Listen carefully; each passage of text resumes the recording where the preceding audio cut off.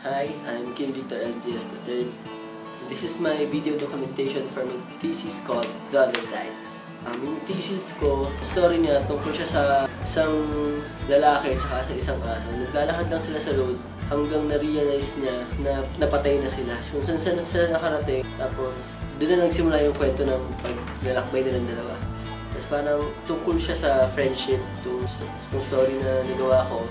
Ngayon, papakita ko sa inyo yung mga pegs ko. Ito mga gantong design kasi parang ang ganda rin na tingnan. Ito yung pangalan ng production ko, PT's Production. Tapos ito yung main character. Pinaka ginagamit ko, rotoscoping. Ito yung mga backgrounds ko sa thesis. Ito yung mga ibang characters, yung pinaka-story. Tapos yung storyboard, dito siya nagsimula. Tapos ngayon, papakita ko sa inyo kung paano ko siya ginagawa. Una nag-shoot, ito yung park sa may Quezon City. Sama ko yung aso ko, sinut ko siya doon. Ngayon naglalakad kami sa park. Ayan, ito yung actual footage. Mga ibang character, sinut ko siya sa green screen. Meron ng green screen dito nilagay. May camera dito banda. Tapos naka-tripod lang para mas madali mapalitan yung background. Yung process ng ginagamit ko sa pag-rotoscope is paint tool side. Para sa akin mas okay mag-rotoscope. Ito siya, yung per scene. Ito, pakita ko ito. Scope ko na lahat ng scenes. Ina-export ko siya as JPEG sequence or PNG sequence. Per frame ko siya ina-edit. Composition na, dito siya ginagawa sa After Effects. Ayan, makita mo. Ito, pinatong ko lang itong isa. Tapos background, filtan ko. Lang may... Ayun, kita nyo may gate. Basta, panoorin na lang mamaya kapag napalabas na. After nyan, after ko lahat magawa ng scenes dito, ine-edit ko sa Adobe Premiere. Tapos dito ginamit ito yung mic na ginamit sa pag-dub.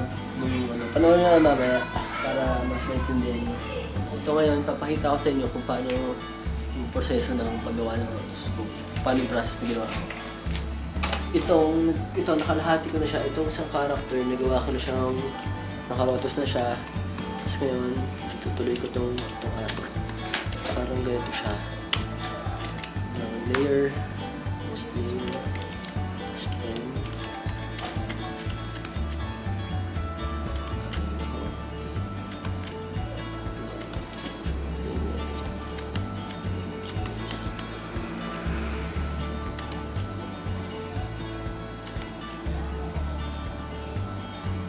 Na per frame siya.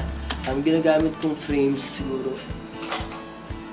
nagta 10 frames per second ako, 10 to 12, minsan 8, depende sa depende sa scene Tapos yung mga size ng mga frame na ginagamit ko.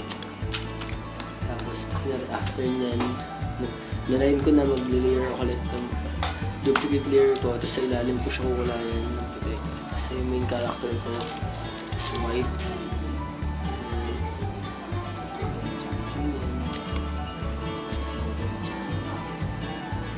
Yun yung process ng paggawa ng paano ko siya ginagawa. Okay, napakita ko na sa inyo kung paano ko ginagawa yung rotoscoping ngayon. After ko na siya ma-rotoscope, ini-import ko siya dito sa After Effects as JPEG sequence. Ito yun.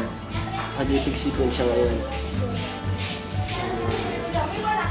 Tapos, ipapasok ko siya. Diba, pag na-import ko na siya, gagawa ang bagong composition. Ang size nung ko 180 by 720 para HD siya. Paggawa ko ng composition, papasok ko ngayon yung sequence na yan. Tapos yung background na ginamit ko.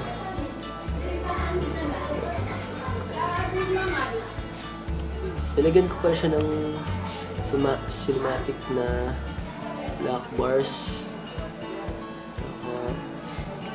Ito yung background niya.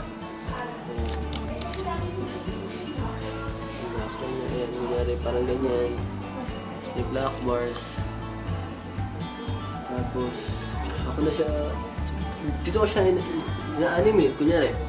So, may mga zoom out, mga zoom in, kini-keyframe ko lang. Ganun. Ayan, ganun ko siya ginagawa sa After Effects. Napahita ko na sa inyo yung paano paggawa ng sa rotoscope. paano ko siya ginagawa sa rotoscope tsaka sa After Effects. Ngayon, pagkatas ko na lahat magawa yun, ito siya dinadala sa Premiere. Madali na to eh, kapag di ba, yan, yan. Kapag per scene, i-import ko lang siya, pagkakasunod-sunod ko lang. Mamaya, mapapanood ko siya. Ayun lang, tapos na.